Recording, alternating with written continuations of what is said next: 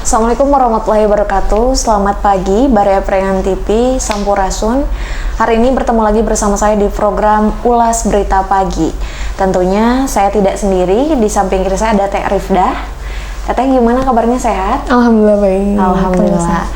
Nah, seperti biasa, setiap kami menyampaikan program Ulas Berita, tentunya kami akan menyampaikan informasi menarik ya Teh. Betul.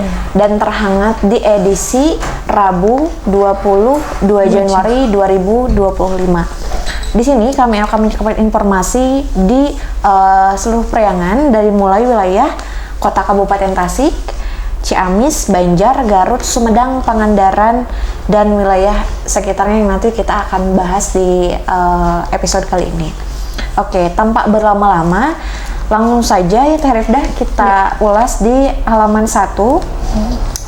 Kabar Priangan nih, ini heboh katanya Jalan Yuda Negara diklaim milik warga. Kok bisa ya Teh? Kenapa bisa? Kenapa tuh? Kita ulas ya, saya ulas di sini. Warga dan pengguna jalan yang melintasi di Simpang 4 Jalan Yuda Negara Kota Tasikmalaya dihebohkan dengan munculnya garis putih di badan jalan dan tulisan hak milik di jalan tersebut. Ini kalau misalkan terlihat jelas di kamera, Baraya Prengan TV ini ada tulisan di jalan itu hak milik, semacam kayak dicoret ya Teh? Putih ya. Dicoret dengan warna putih. Saya bacakan di sini. Garis putih yang dibuat dengan cat semprot itu membentang di hampir separuh badan jalan tepat di tikungan menuju Jalan Pasar Wetan sejak Sabtu katanya Teh di tanggal 18 Januari 2025.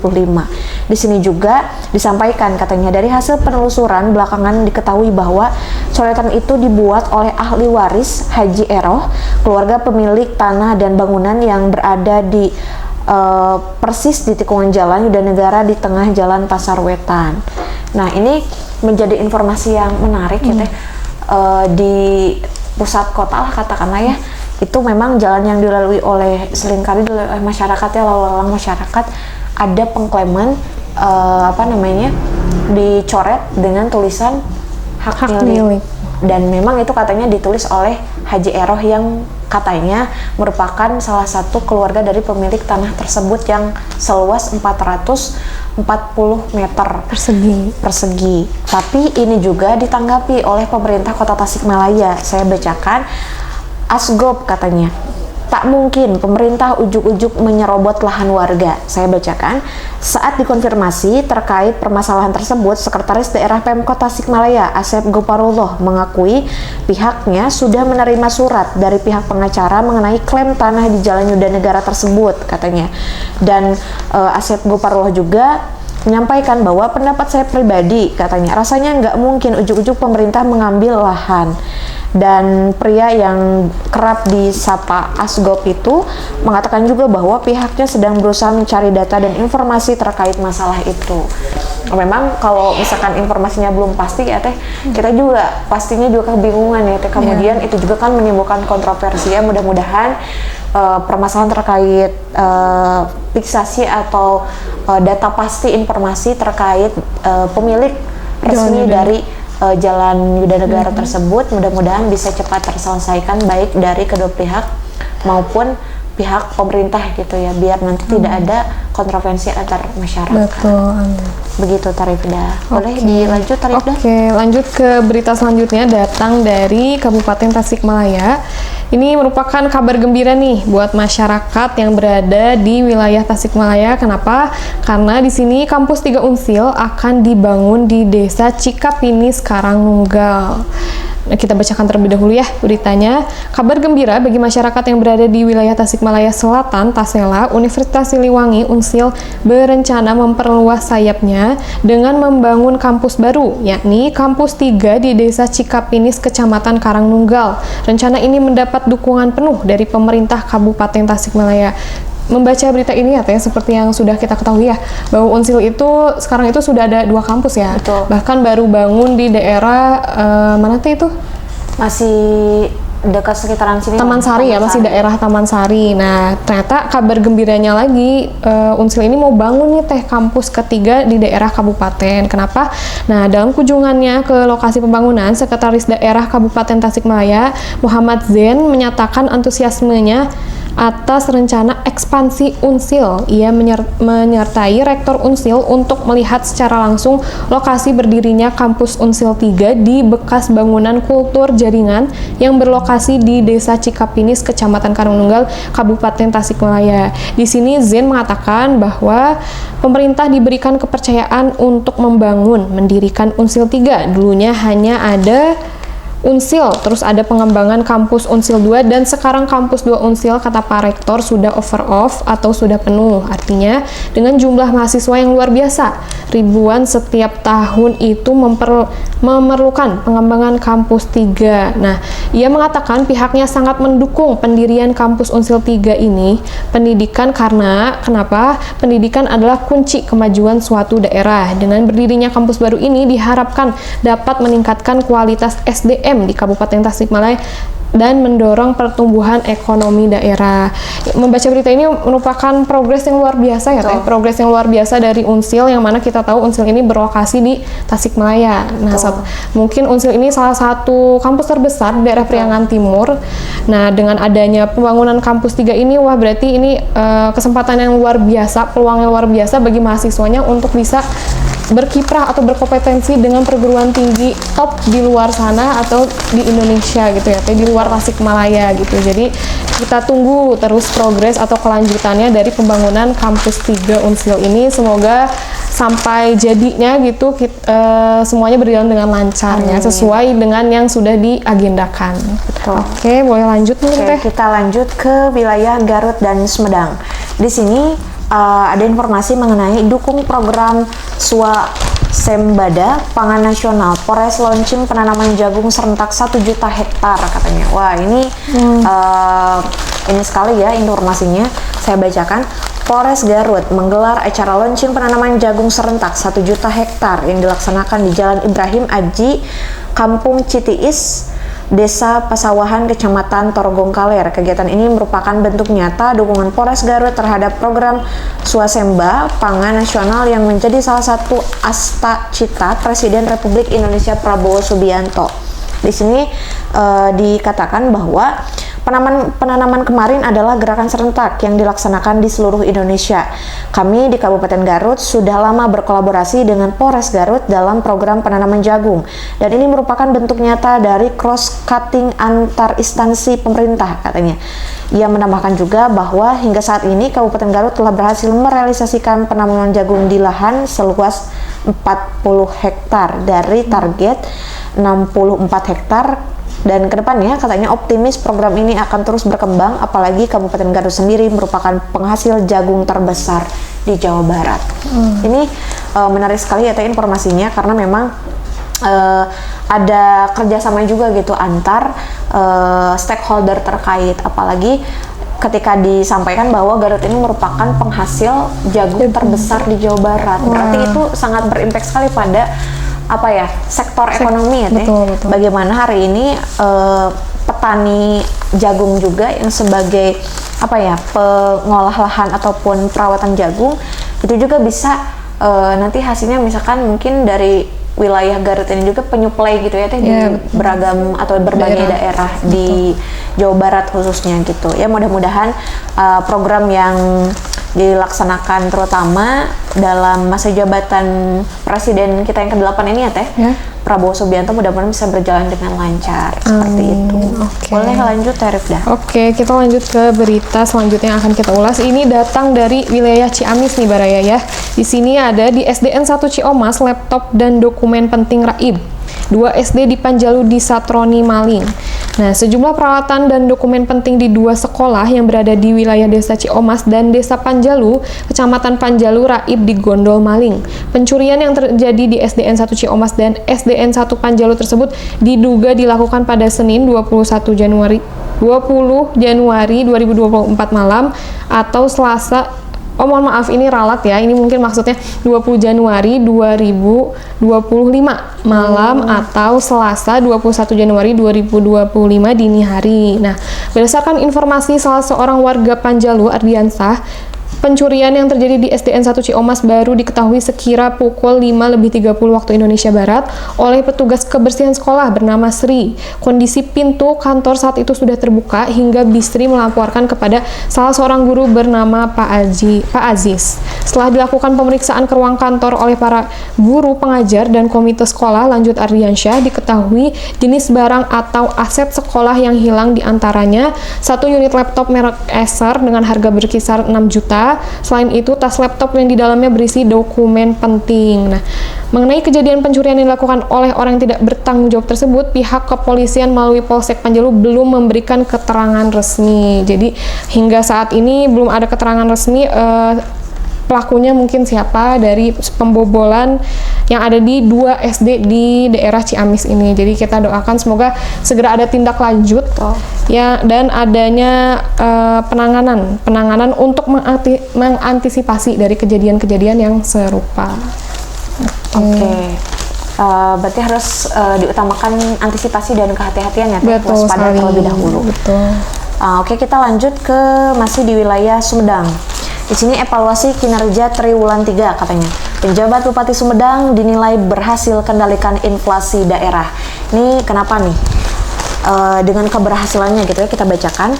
Dampingi Sekretaris Daerah Sumedang, Tuti Ruswati, dan para kepala perangkat daerah, pejabat Bupati Sumedang Yudia Ramli mengikuti evaluasi kerja triwulan 3 di ruang pertemuan utama lantai 8 katanya. Evaluasi menjadi momen penting untuk mengukur keberhasilan pelaksanaan tugas kepala daerah secara transparan dan akuntabel. Dipimpin oleh Sekretaris Itjen Kemendagri Ahmad Husin Tambunan bersama Inspektur 1 Itjen Kemendagri Brigjen Pol Rustam Mansur. Proses evaluasi menyoroti 10 indikator prioritas katanya, termasuk pengendalian inflasi, kemudian pengentasan stunting, pengurangan pengangguran, dan optimalisasi APBD. Nah, khusus dalam pengendalian inflasi dan optimalisasi, PJ Bupati Yuda Ramli katanya mendapatkan apresiasi dari tim evaluasi, dan PJ Sumedang juga Yudi Ramli mengungkapkan bahwa rasa syukur karena inflasi di Sumedang terkendali melalui penerapan strategi 4K katanya. Nah, memang betul ya, Balai Perenang TV kalau berbicara mengenai evaluasi kinerja itu memang harus ya Teh, harus dievaluasi. Jadi bagaimana di sisi mana atau di titik mana yang kurang, sehingga ketika ada rutin evaluasi seperti itu kita bisa mengetahui di mana kurangnya dan sudah sampai mana kinerjanya gitu. Dan alhamdulillah PJ Bupati Sumedang ini berhasil kendalikan inflasi daerah. Alhamdulillah ya, ini menjadi kabar baik untuk kita semua meskipun itu terjadi di daerah Sumedang. Dan mudah-mudahan nanti informasi seperti ini juga bisa kita dapatkan di wilayah sekitarnya. Supaya berita selanjutnya datang dari wilayah Pangandaran nih, yang mana di sini dikatakan bahwa kasus perampokan warung di objek wisata Pamugaran bisa berimbas pada kunjungan wisata. Ketua Perhimpunan Hotel dan Restoran Indonesia Kabupaten Pangandaran Agus Mulyana turut berkomentar atas kejadian kasus pria bersenjata yang menggasak barang milik lansia. Menurut Agus, kejadian tersebut jelas memberikan kesan bahwa Pangandaran tidak kondusif. Sebelumnya telah terjadi aksi dugaan pencurian yang menimpa pedagang bernama Iyah Rohaiti berusia 60 tahun, tepatnya di kawasan wisata Pamugaran, Desa Wonoharjo, Kecamatan Pangandaran pada Kamis 16 Januari 2025. Kejadian itu juga tidak hanya menimbulkan trauma dan ketakutan di kalangan masyarakat, tetapi juga pelaku usaha wisata lainnya. Selain dianggap menjadi sebuah ancaman, aksi pencurian tersebut jelas akan berpengaruh pada kunjungan wisata yang jelas-jelas akan merugikan mereka. Nah, membaca berita ini memang ini perlu diwaspadai ya Teh. Betul. Perlu diwaspadai karena tindakan atau aktivitas seperti ini memang tidak bisa kita duga. Maka kita sebagai pengunjung itu memang harus perlu adanya kewaspadaan, kehati-hatian atas tragedi seperti ini. Dan semoga dari pihak objek wisata Pangandaran juga bisa menindaklanjuti segera agar Pangandaran nih, sebagai yang kita ketahui bahwa Pangandaran itu kan salah satu objek wisatanya itu sangat menarik untuk para pengunjung di luar Pangandaran maupun masyarakat Pangandaran. Jadi kita berharap yang terbaik untuk pengunjung maupun objek wisata yang ada di Pangandaran. Oke, mungkin bisa dilanjut Teh. Oke, kita lanjut ke daerah Kota Tasikmalaya nih, Brepen TV. Di sini ada informasi JB Jalan Baru Lingkar Utara diusulkan jadi simpul perekonomian baru. Saya bacakan beritanya. Di sini kawasan Jalan Baru Lingkar Utara di Kecamatan Purbaratu, Kota Tasikmalaya akan disulap menjadi kawasan perekonomian. Dan hal itu katanya terungkap saat kegiatan Musyawarah Rencana Pembangunan atau Musrembang tahun 2026 tingkat Kecamatan Purbaratu yang digelar di Aula Kantor Kecamatan Purbaratu pada 21 Januari, berarti hari kemarin ya. Nah, Camat Kecamatan Purbaratu katanya Tony Kusworo mengatakan menciptakan kawasan pengembangan ekonomi baru yang berbasis lokal kewilayahan menjadi salah satu prioritas pembangunan Kecamatan Purbaratu katanya. Nah, namun terkait skala prioritas tersebut yang kaitannya dengan lintas wilayah yang sifatnya mendesak sesuai dengan tema percepatan pembangunan ekonomi yang inklusif, yaitu bagaimana menciptakan kawasan pengembangan ekonomi baru yang berbasis lokal kewilayahan. Nah, kalau berbicara JB Jalan Baru, siapa yang nggak tahu ya Tarifda? Bahkan Tarifda rumahnya dekat daerah sana ya. Betul. Dekat daerah sana. Kalau kita lihat tidak hanya weekend, weekday juga kadang-kala memang pada posisi di pinggir jalan itu penuh dengan ini ya Teh, penjual, pedagang-pedagang, dan itu memang menjadi satu potensi perputaran ekonomi. Betul. Salah satunya, meskipun memang ya Jalan Baru namanya juga ya sebagai bukan hanya tadi dikatakan bahkan diusulkan menjadi pusat atau simpul perekonomian baru, jalan itu juga sebetulnya keberadaannya mempermudah akses yang mau perjalanan jauh lebih cepat ya Teh. Betul. Ya mudah-mudahan kita doakan lah untuk lokasi JB ini bisa menjadi simpul perekonomian baru di masa sekarang dan yang akan datang. Oke, Tarifda bisa dilanjut. Oke, untuk berita selanjutnya ini datang dari dunia pendidikan atau untuk berita nasional ya. Betul. Di sini Kemendikdasmen resmi luncurkan aplikasi rumah pendidikan. Apa itu aplikasi rumah pendidikan? Kita bacakan terlebih dahulu ya. Kementerian Pendidikan Dasar dan Menengah Kemendikdasmen resmi meluncurkan cetak biru atau versi beta Super Apps Rumah Pendidikan sebagai upaya transformasi digital pendidikan Indonesia. Abdul Mukti selaku Mendikdasmen mengatakan bahwa alhamdulillah rumah pendidikan ini sudah dapat kita luncurkan bersama-sama dan bisa menjadi bagian dari layanan pendidikan yang mudah-mudahan bermanfaat untuk meningkatkan kualitas pendidikan dalam rangka mencerdaskan kehidupan bangsa. Ia menyebutkan transformasi digital dalam berbagai bidang termasuk diantaranya pendidikan merupakan sebuah keniscayaan. Oleh sebab itu, ia mendorong kepada seluruh pihak di dunia pendidikan untuk mampu melakukan transformasi digital ini.